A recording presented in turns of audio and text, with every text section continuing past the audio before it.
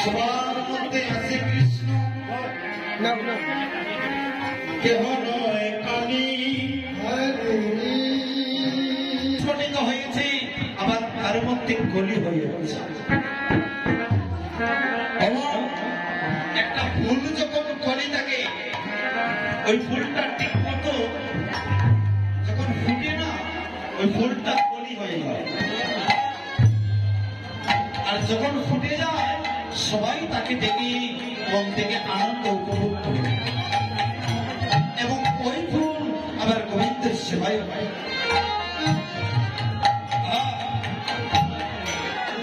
এখানে যতজন আছেন সবার মধ্যে কৃষ্ণ আছে। সাধু সঙ্গ, সাধু সঙ্গ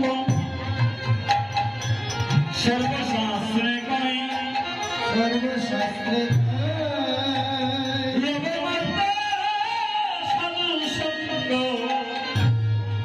সর্বসিদ্ধি হয়।